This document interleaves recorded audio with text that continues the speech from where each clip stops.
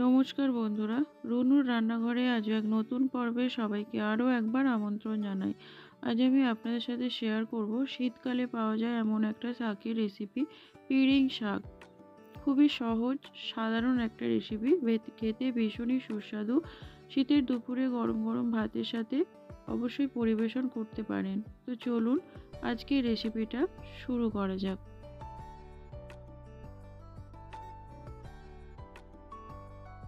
রেসিপিটি বানানোর জন্য এখানে আমি 11টি শাক নিয়ে নিয়েছি। শাকগুলোকে আমি বেছে নেব।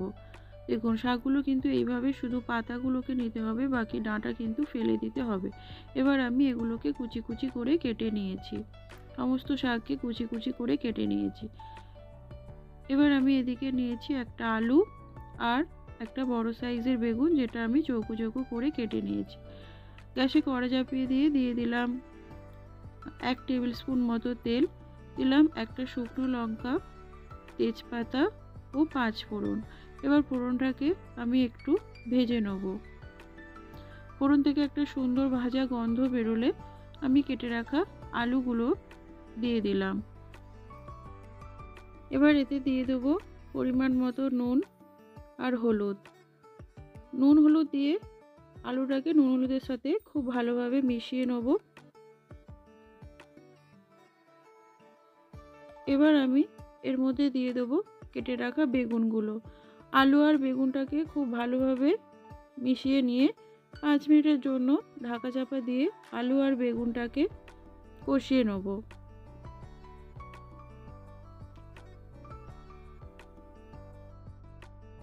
ফিরে এলাম 5 মিনিট পর।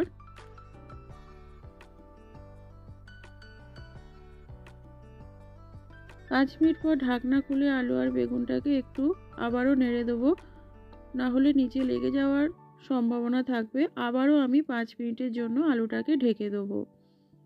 এইভাবে ঢাকা চাপা দিয়ে রান্না করলে আলুটা কিন্তু অনেকটাই সেদ্ধ হয়ে যাবে। ফিরে এলাম আবারও 5 মিনিট পর। দেখুন, আলু আর বেগুনটা কিন্তু আমার অনেকটা ভাজা হয়ে গেছে। এবার আমি কেটে রাখা শাকগুলোকে দিয়ে দেবো। শাকের সাথে আলু বেগুনটাকে খুব ভালোভাবে মিশিয়ে নেব।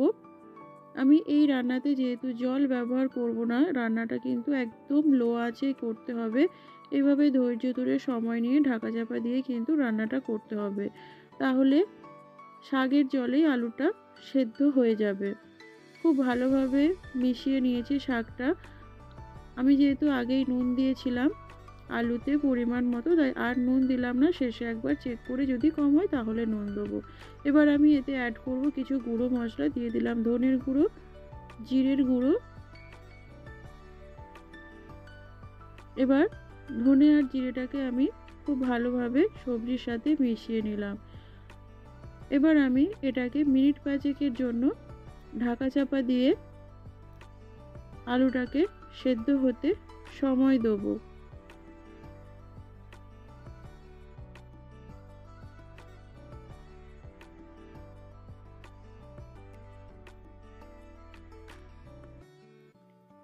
দেখুন, আমি কিন্তু কোনো রকম কোনো জল দিইনি। শাক থেকে অনেকটা জল বেরিয়ে এসছে। তো আমি আবারও এটিকে একটু নেড়ে দিলাম।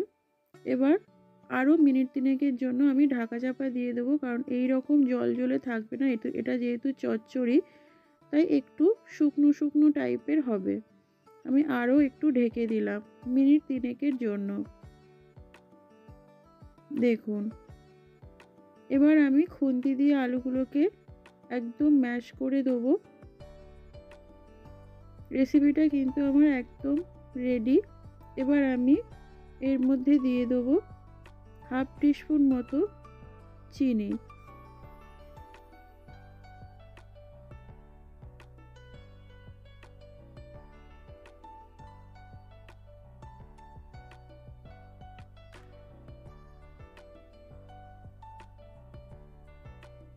চিনিটাকে আমি খুব ভালোভাবে মিশিয়ে নেব। এই রেসিপিটা গরম গরম ভাতের সাথে শীতের দুপুরে খেতে খুবই ভালো লাগে। বাড়িতে অবশ্যই একবার ট্রাই করবেন। যদি আমার রেসিপি ভালো লাগে তাহলে সাথে থেকে এগিয়ে যেতে সাহায্য করবেন। সবাই খুব ভালো থাকবেন, সুস্থ থাকবেন।